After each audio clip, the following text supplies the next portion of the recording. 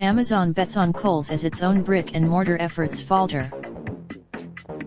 Bloomberg Amazon.com Inc. has launched many brick-and-mortar experiments in the past few years: bookstores, grocery pickup kiosks, cashierless convenience stores.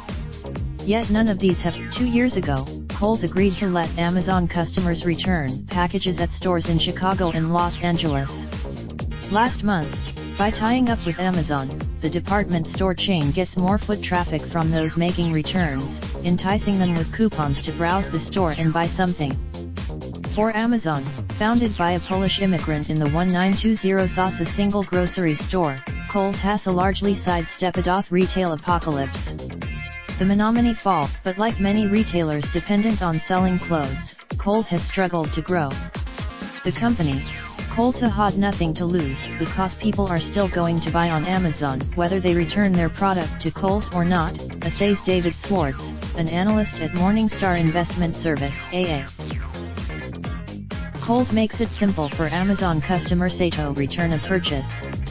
Unlike Masses Inc., one Chicago area Kohl's store accepts more than 1,000 Amazon returns a day, according to an employee who works there.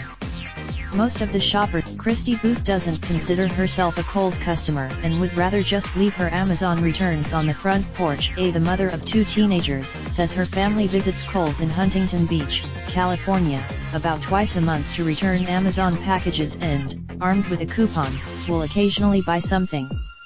Booth likes the reserve. "I live not even a mile from here," she says. So it works out. Kohl's stores near Chicago had a 9% increase in new customers last year. By contrast, low returns are a considerable expense for Amazon, especially if they're shipped one by one from UPS stores or post offices. Traditional airtail. Beyond curbing shipping costs, Kohl's can help Amazon make more of its own products visible. Kohl's has a modest. Amazon's decision to deepen its relationship with Kohl's is necessary in part because its own brick-and-mortar efforts are faltering. Sales at the that leaves the earlier retail initiative as languishing. Amazon will tell you that it's simply experimenting as it does online, where tests come and go without most customers noticing. It's much harder to. Every time Amazon opens one of these test stores, it's on the front page of the local newspaper, which makes it a lot harder to quietly shut it down, says Eric Morton, Senior Vice President of Commerce Hub in Albany, New York. They're used to doing. Consider the bookstores Amazon began opening in 2015. They get decent foot. Having opened about 20 bookstores, Amazon is now trying another concept, Amazon 4-Star, which is stocked with products awarded at least 4 stars by online customers. Curating merchandise. Amazon's 2 drive-in grocery kiosks in Seattle opened before the Whole Foods acquisition are getting little use. Again, based on observations, more customers are dropping off returns than picking up groceries. Kiosk outs. The Amazon Go stores are cutting-edge technologically billing customers automatically via their smartphones. But plans to open. The Kohl's partnership provides Amazon a relatively risk-free and low-cost way to expand its physical presence and narrow the gap with Walmart.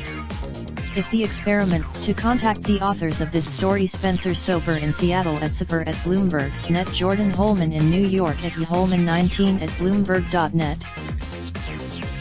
To contact the editor responsible for this story: Robin Agello at Rogello at Bloomberg.net, Jonathan Roeder. For more articles like this, please visit us at Copyright 2019 Bloomberg LP. Raindrop, drop top smoking, no cooking the hot pot. Fucking on your bitch, yeah, that.